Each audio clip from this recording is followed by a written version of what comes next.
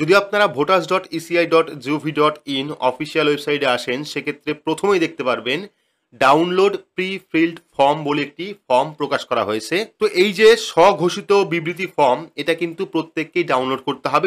যতদিন যাচ্ছে ততই কিন্তু বিভিন্ন ডকুমেন্ট তৈরির যে প্রক্রিয়া বা সংশোধনের যে প্রক্রিয়া, সেটা কিন্তু পাল্টানো হচ্ছে। আর ইতিমধ্যেই ভোটার কার্ড নিয়েও কিন্তু বিভিন্ন পরিবর্তন সামনে এসছে।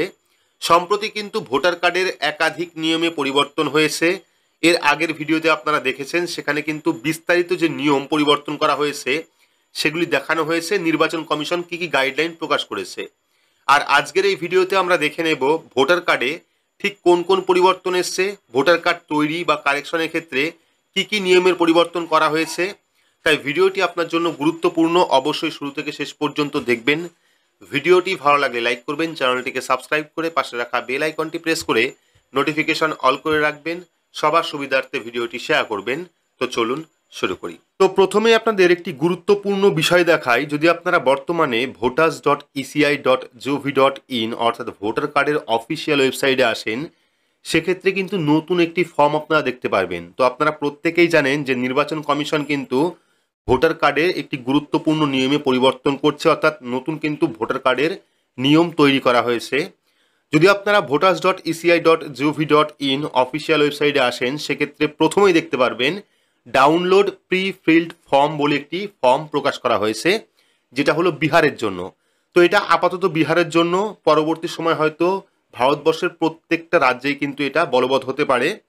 তো এই যে স্বঘোষিত বিবৃতি ফর্ম, এটা কিন্তু প্রত্যেককেই ডাউনলোড করতে হবে, বিশেষ করে বিহারের যারা বাসিন্দা রয়েছেন। তো এখানে ডাউনলোড প্রি ফিল্ড ফর্ম অপশনে ক্লিক করলে কিন্তু পরবর্তী এইরকম একটি অপশন আসবে। এটা আপনাদের দেখাচ্ছি, পরবর্তী সময় যদি কখনো চালু হয় সেক্ষেত্রে আপনাদেরই সুবিধা হবে। তো প্রথমে রয়েছে সিলেক্ট স্টেট। তো এখান থেকে রাজ্য সিলেক্ট করতে হবে, যেহেতু বর্তমানে বিহারে নিয়মটা চালু হয়েছে, সেক্ষেত্রে কিন্তু শুধুমাত্র বিহারের অপশন রয়েছে। পরবর্তী দেখতে পাচ্ছেন এন্টার ইওর এপিক নাম্বার। এখানে কিন্তু এপিক কার্ড নাম্বার অর্থাৎ ভোটার কার্ড নাম্বার দিতে হবে। দেওয়ার পর এখান থেকে ল্যাঙ্গুয়েজ অর্থাৎ ভাষা সিলেক্ট করতে হবে। সিলেক্ট করার পর সার্চ অপশনে ক্লিক করতে হবে।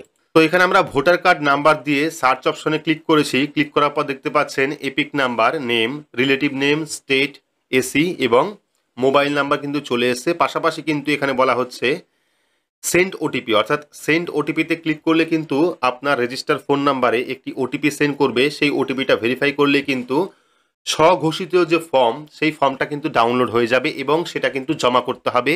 এই নিয়মটা কিন্তু বিহারে চালু হয়ে গেছে। তো এমনটাও বলা হচ্ছে যে এই যে নিয়ম বিহারের, এর আগের ভিডিওতে কিন্তু ডিটেলস আমি দেখিয়েছি যে ভোটার কার্ডের নিয়মে কি কি পরিবর্তন করা হয়েছে। অনেক নিয়মে কিন্তু পরিবর্তন করা হয়েছে। আপনারা অবশ্যই এর আগের ভিডিওটা দেখে নেবেন, তাহলে কিন্তু বিস্তারিত জানতে পারবেন, না হলে কিন্তু পরবর্তী সময় সমস্যা হতে পারে। তো যখনই সেন্ড ওটিপিতে ক্লিক করা হবে, তখনই কিন্তু স্বঘোষিত যে ফর্ম, অর্থাৎ এনার নাম দিয়ে, এনার ভোটার কার্ড নাম্বার দিয়ে, এনার টোটাল ফিল আপ দিয়ে কিন্তু একটি ফর্ম বের হবে, যে ফর্মটা কিন্তু অবশ্যই জমা করতে হবে। এই নিয়মটা কিন্তু চালু করা হয়েছে। আর ভোটার কার্ডের অফিসিয়াল ওয়েবসাইটে আসলে পরে বর্তমানে কিন্তু আপনারা এই নতুন একটি ফর্ম দেখতে পারবেন। তো এবার আমরা এক এক করে দেখে নেব ভোটার কার্ডের কোন কোন নিয়মে পরিবর্তন করা হয়েছে। তো প্রথমেই দেখতে পাচ্ছেন এখন মাত্র 15 দিনেই ভোটার কার্ড, অর্থাৎ এখন কিন্তু আপনারা 15 দিনের মধ্যেই আপনার বাড়িতে ভোটার কার্ড পেয়ে যাবেন। আগে যেমন 6 মাস, 7 মাস, 1 বছর পর ভোটার কার্ড আসতো, এখন কিন্তু আপনারা সেই সুবিধা মাত্র 15 দিনেই পাবেন।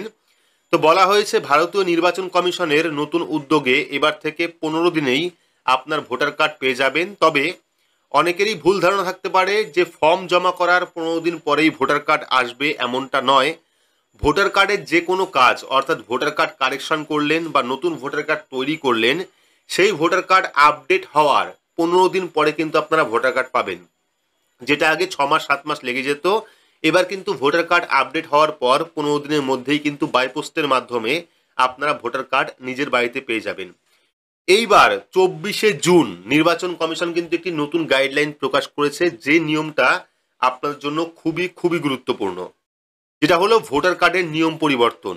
তো এখানে বলা হয়েছে ইসিআই বিহারে 2025 সালের বিধানসভা নির্বাচনের আগে একটি বিশেষ নিবিড় ভোটার তালিকা সংশোধন প্রক্রিয়া শুরু করেছে। এই প্রক্রিয়ার মূল বৈশিষ্ট্য হলো, আমি বৈশিষ্ট্য দেখাচ্ছি। তো এটা হলো বিহারের ভোটার কার্ডের যে নিয়ম, সেটা কিন্তু পরিবর্তন করা হয়েছে। তো এবার আপনারা অনেকেই বলতে পারেন বা মনে করতে পারেন কেন আমি বিহারের কথা বলছি। তো দেখুন, ইলেকশন কমিশন কিন্তু টোটাল ভারতবর্ষের, সেক্ষেত্রে শুধুমাত্র একটা রাজ্যে যে ভোটার কার্ডের নিয়মে পরিবর্তন হবে এমনটা নয়। যেহেতু বিহারে ভোট রয়েছে তার আগে কিন্তু নির্বাচন কমিশন চেষ্টা করছে যে ভোটার তালিকা যে সংশোধন সেটা দ্রুত করার জন্য এবং কিছু নিয়ম পরিবর্তন করার জন্য। তো পরবর্তী সময় কিন্তু বিভিন্ন রাজ্যে এই একই নিয়ম চলে আসবে এমনটা কিন্তু মনে করা হচ্ছে। যেহেতু ইসিআই পুরো ভারতবর্ষে, সেক্ষেত্রে কিন্তু নিয়মটা এক রাজ্যে সীমিত থাকবে না, পুরো ভারতবর্ষ জুড়েই এই নিয়ম লাগু হতে পারে। তো নিয়মগুলি কি কি করা হয়েছে? জন্ম তারিখ, জন্মস্থান যাচাই। তো সমস্ত ভোটারদের জন্ম তারিখ এবং জন্মস্থানের তথ্য যাচাই করা হবে। এর জন্য নাগরিকত্ব সম্পর্কিত কাগজপত্রের প্রয়োজন হবে। তারপরে বলা হয়েছে বাড়ি বাড়ি যাচাইকরণ। যোগ্য নাগরিকদের তালিকাভুক্ত করতে বুথ লেভেল অফিসার বা বিএলও বাড়ি বাড়ি গিয়ে তথ্য সংগ্রহ ও যাচাই করবেন।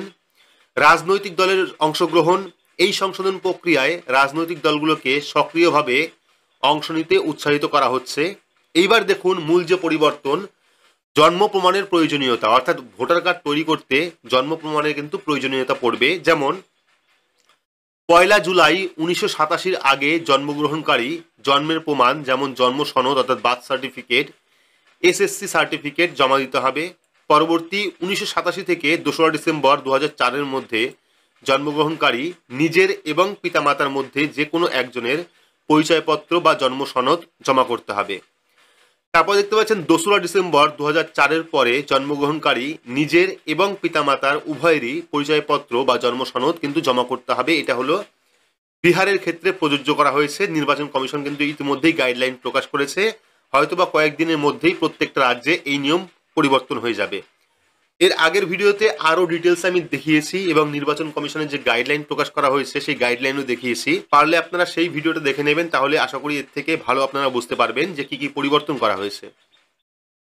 তো পরবর্তী যে পরিবর্তন সেটা হলো ভোটার কার্ড সংশোধন। আপনারা বর্তমানে প্রত্যেকেই দেখেছেন, বিশেষ করে যদি আপনি অনলাইনে ভোটার কার্ড কারেকশন করেন, যেমন নামের বানান ভুল সংশোধন, ঠিকানা পরিবর্তন, জন্ম তারিখ পরিবর্তন, এই সমস্ত কাজ যখন আপনারা করছেন বা ডকুমেন্ট হিসাবে আধার কার্ড দিচ্ছেন, সেই ফর্মটি কিন্তু রিজেক্টেড করে দেওয়া হচ্ছে। অর্থাৎ যদি আপনি অনলাইনে ভোটার কার্ড সংশোধন করেন বা নাম পরিবর্তন করেন, ডেট অফ বার্থ পরিবর্তন করেন, সেক্ষেত্রে সাপোর্ট ডকুমেন্ট হিসাবে আপনারা আধার কার্ড দিচ্ছেন, কিন্তু বেশিরভাগ ক্ষেত্রেই কিন্তু আধার কার্ড দিলে পরে সেই ফর্মটি রিজেক্টেড করে দেওয়া হচ্ছে।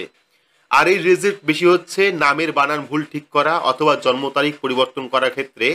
সেক্ষেত্রে এখন আপনারা যদি অনলাইনে ভোটার কার্ডের কোনো রকম কাজ করার চেষ্টা করেন, সাপোর্টিং ডকুমেন্ট হিসাবে অন্য কোনো ডকুমেন্ট আপনারা আপলোড করবেন। পাশাপাশি এমনটাও দেখা গেছে, যারা নতুন ভোটার কার্ড তৈরি করছেন, ভোটার কার্ড তৈরি করার সময় আধার কার্ড দিচ্ছেন ডকুমেন্ট হিসাবে, সেক্ষেত্রে কিন্তু তাদের ফিজিক্যাল ভেরিফিকেশন করতে হচ্ছে এবং ফিজিক্যাল ভেরিফিকেশনে কিন্তু তাদের বার্থ সার্টিফিকেট লাগছে।